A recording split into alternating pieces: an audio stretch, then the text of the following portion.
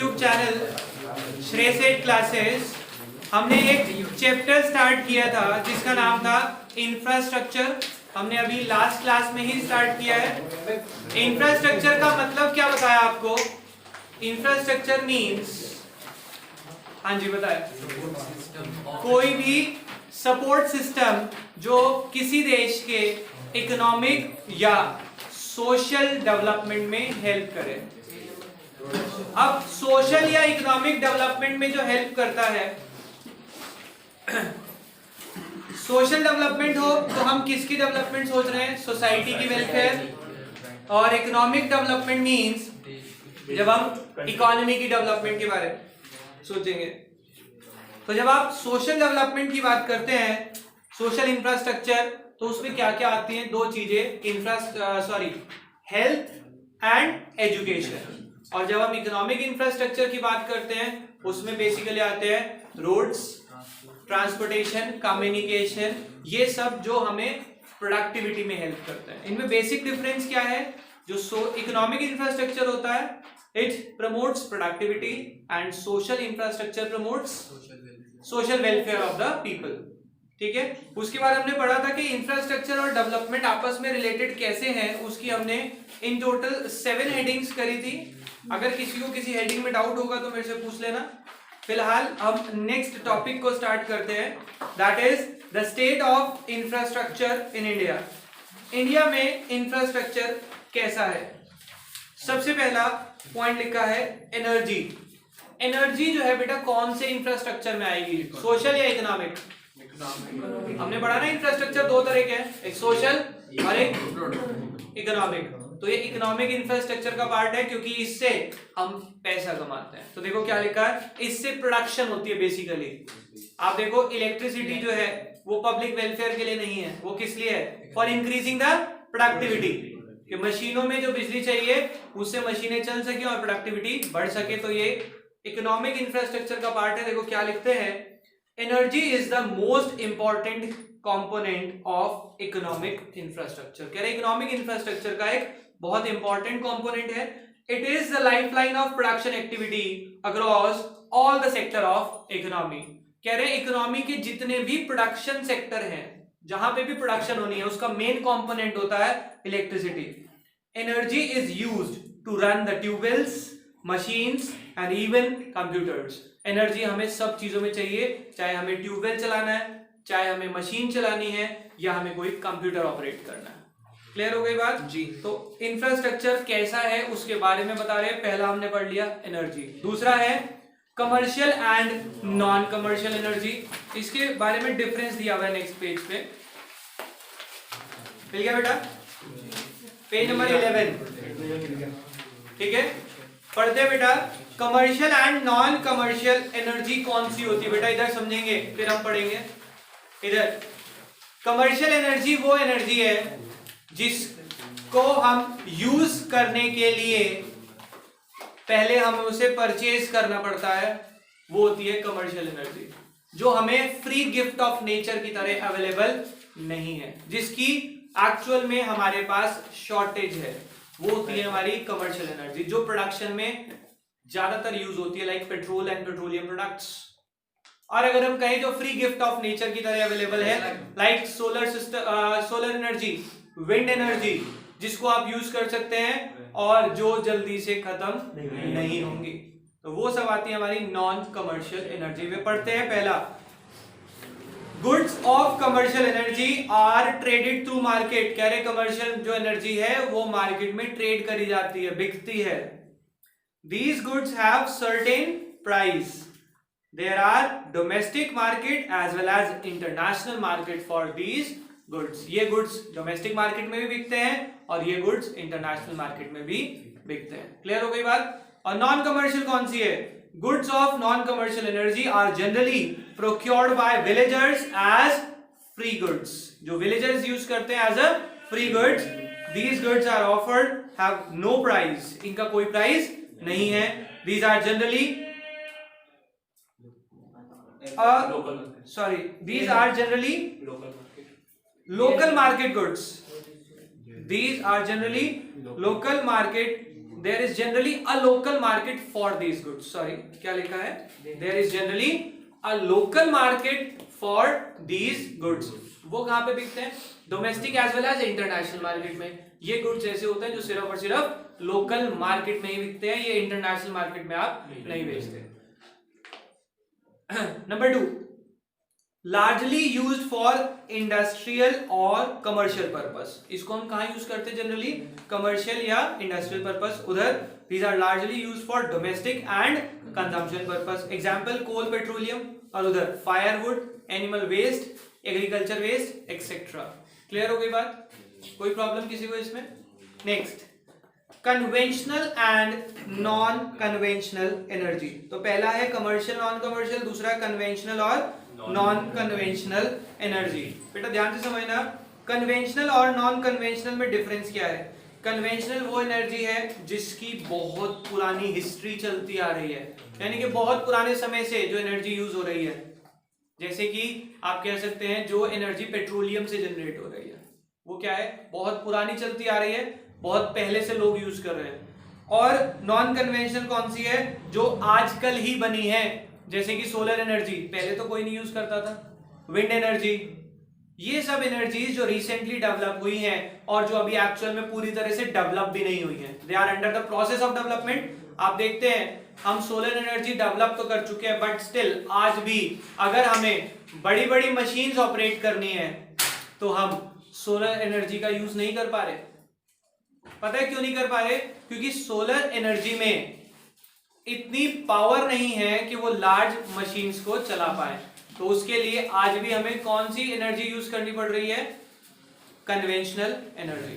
देखो क्या लिखते हैं, conventional source of energy are those which have long history of their knowledge and use. जिनकी बहुत पुरानी हिस्ट्री है और बहुत पुराने समय से जो यूज हो रही है. Non conventional source are those source which have been discovered and explored only in the recent past. जो हमने एक्सप्लोर करी है रिसेंट पास्ट में ही, and which are yet to gain popularity for their use. और उनको अभी ज्यादा पॉपुलर अभी तक किया भी नहीं गया.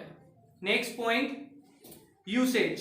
देखो क्या लिखते हैं, these are being used as diverse source of commercial energy over a long period of time. इसको हम बहुत समय से डाइवर्स यूज कर रहे हैं, यानी कि हर जगह यूज कर रहे हैं इसको.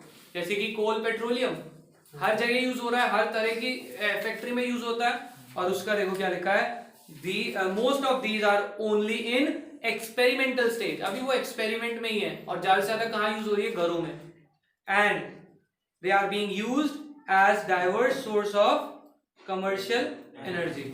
उसको डाइवर्स सोर्स में यूज तो कर रहे हैं, पर उसे कहां पे यूज कर रहे हैं? अभी कमर्शियल एनर्जी में सिर्फ और सिर्फ. हर जगह उसको अप्लाई नहीं कर रहे. नेक्स्ट एग्जांपल देखो क्या लिखा है, कोल, पेट्रोलियम, इलेक्ट्रिसिटी, और उधर सोलर एनर्जी, विंड एनर्जी और बायोमास एक्सेट्रा. क्लियर हो गई बात? नेक्स्ट, अच्छा, एक इफेक्ट्स ऑन एनवायरनमेंट. क्या है इसका effect? Conventional sources disregard the environment, यानी कि एनवायरनमेंट को नुकसान पहुंचा रही है. पेट्रोल वगैरह आपको पता है पॉल्यूशन होता है, और नॉन कन्वेंशनल से क्या कोई नुकसान हो रहा है? नहीं. तो देखो क्या लिखते हैं, non conventional source checks the environment pollution. वो उसके ऊपर चेक रखता है, उसके ऊपर कंट्रोल रखता है. क्लियर हो गई बात? तो हो जाएंगे दोनों डिफरेंस. इजी है, प्रोवाइडेड एक बार पढ़ लेना. Next is primary energy and final energy. बेटा प्राइमरी एनर्जी कौन सी है? वो एनर्जी जो हमें फ्री गिफ्ट ऑफ नेचर के रूप में मिली है, जो हमें फ्री गिफ्ट ऑफ नेचर में मिली है, दैट इज प्राइमरी एनर्जी. और फाइनल एनर्जी वो है जो फ्री गिफ्ट ऑफ नेचर नहीं है, पर हमें उसको अचीव करने के लिए उसको कन्वर्ट करना पड़ा. For example, water is a free gift of nature, पर सनलाइट, पर उस वाटर से हमें इलेक्ट्रिसिटी बनाने के लिए कन्वर्ट करनी पड़ी, तो वो कौन सी हो गई? Final energy. प्राइमरी कौन सी है? जो फ्री गिफ्ट ने दिया है हमें नेचर ने, उससे कन्वर्ट करके हमने कोई और एनर्जी बना ली, तो that will be the final energy. पढ़ते हैं देखो, primary source are available as a free gift of nature. Final source of energy are not available as free gift of nature, but they are obtained by converting inputs into outputs. Clear हो गई बात? usage. They are directly used as energy input for all production of goods and services. कोई भी goods और service आपने बनाने हो, आप एक प्राइमरी एनर्जी को डायरेक्टली यूज कर सकते हैं.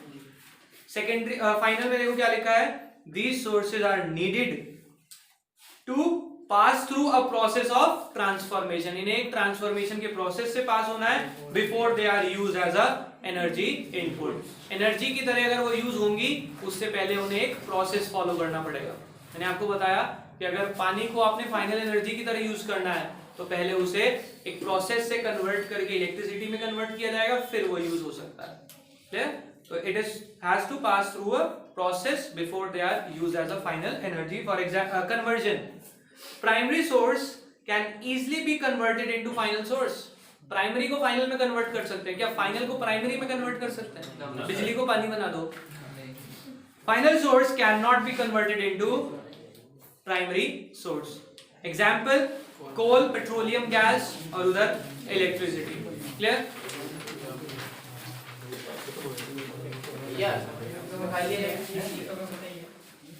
और सोच लेना, बहुत सारे मिल जाएंगे. Next, pattern of energy consumption in India. India में एनर्जी कंजम्पशन का पैटर्न क्या है? हमने बेटा ध्यान से समझना, एनर्जी पढ़ ली कितने तरह की होती है? Primary energy, final energy, conventional energy, non conventional energy, और एक और पढ़ी कमर्शियल एनर्जी और नॉन कमर्शियल एनर्जी. ये जो एनर्जी है इंडिया में किस तरह से, कौन से सेक्टर में कितनी कितनी कंज्यूम हो रही है?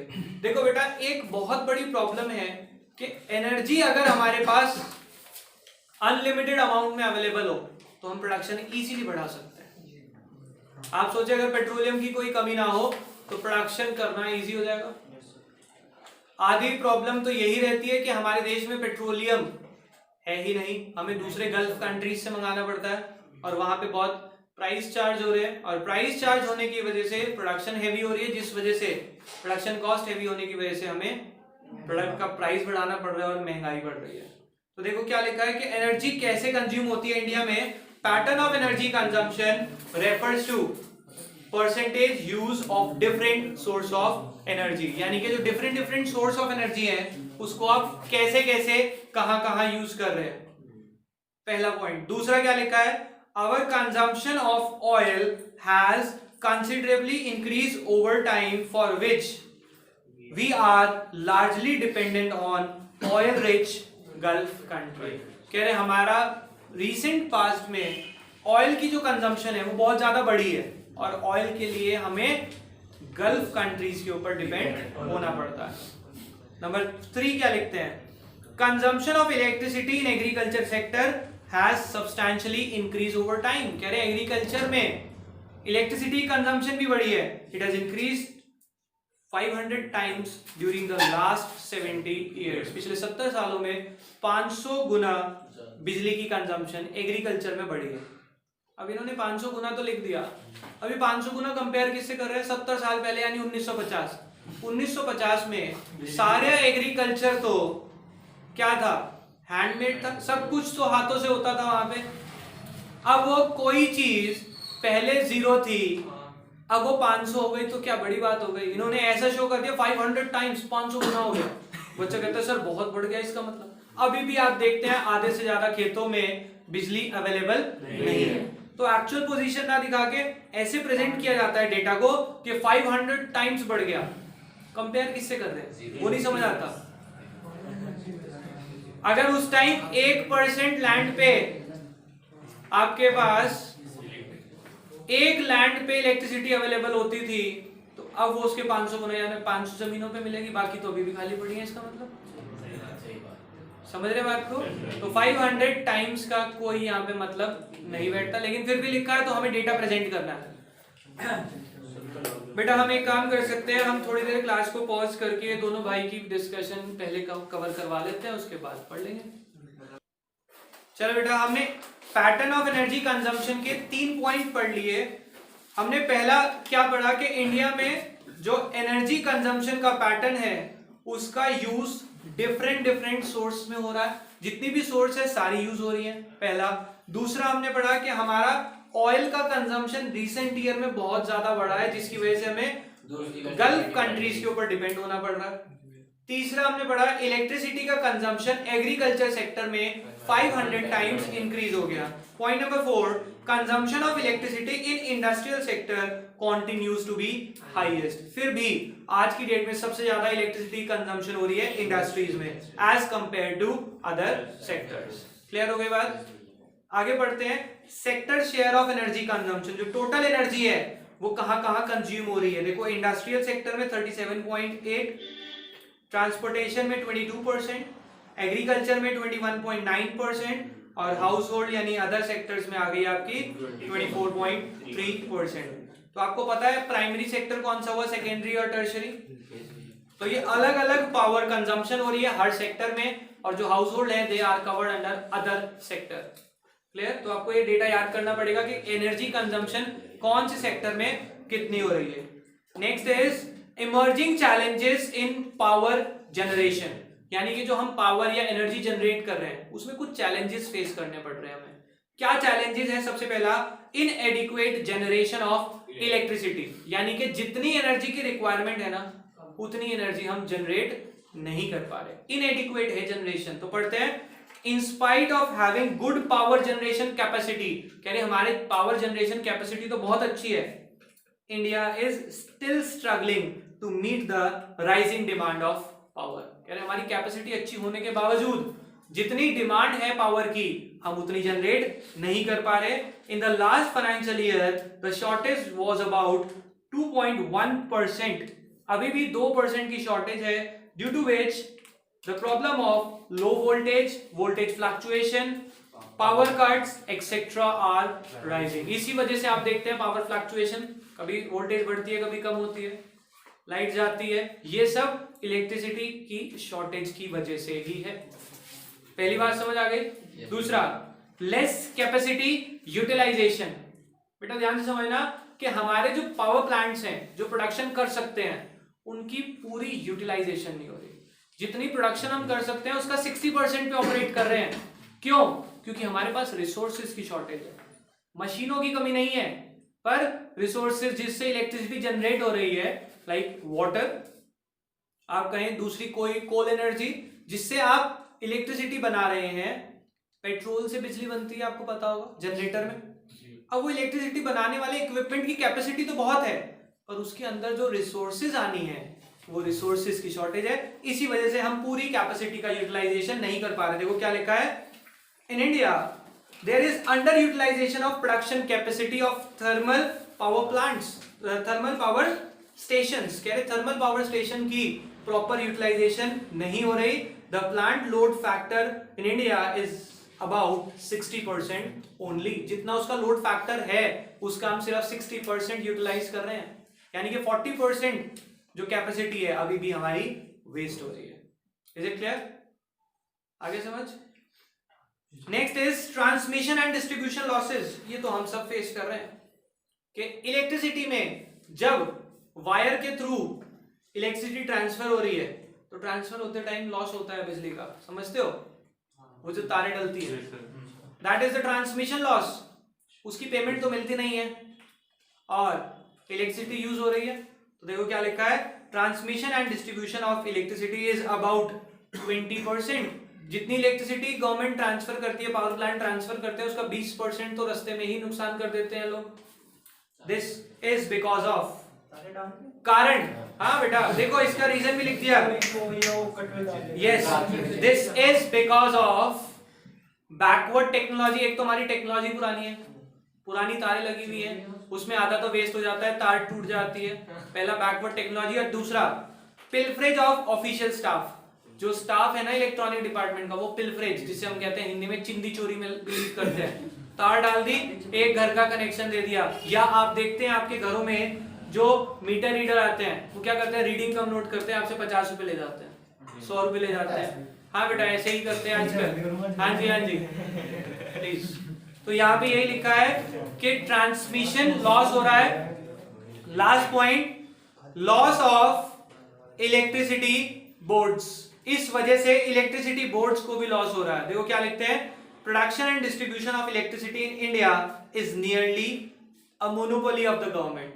कह रहे अभी तक हम जानते हैं कि इलेक्ट्रिसिटी जो है पूरी की पूरी गवर्नमेंट के हाथ में है, अब उसको प्राइवेटाइज कर रहे हैं। अभी तक तो मोनोपोली है उसमें गवर्नमेंट की। During 2016-17 electricity board have suffered overall loss of approximately 40,000 crore. 40,000 crore का इलेक्ट्रिसिटी बोर्ड को 2016-17 में नुकसान हुआ था। This is because of theft of electricity, free supply of electricity etcetera.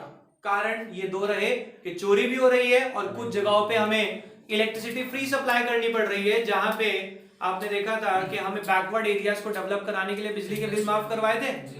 उन सब का खर्चा आ रहा है 2016-17 में 40,000 करोड़। यस, पूरे इंडिया का। यस, तो बेटा यही प्रॉब्लम है जो इलेक्ट्रिसिटी बोर्ड फेस कर रहा है। ये हमारे चैलेंजेस है बेटा। 4 चैलेंजेस पढ़े हमने। सबसे पहला चैलेंज इनएडिक्वेट जनरेशन ऑफ इलेक्ट्रिसिटी, यानी कि प्रॉपर इलेक्ट्रिसिटी जनरेट हो नहीं रही। दूसरा लेस कैपेसिटी यूटिलाइजेशन। तीसरा ट्रांसमिशन एंड डिस्ट्रीब्यूशन लॉस। और लास्ट पढ़ा हमने लॉस ऑफ इलेक्ट्रिसिटी बोर्ड्स। चलो बाकी हम पढ़ेंगे कल इस क्लास में। अभी इतना ही, अभी के लिए बाय।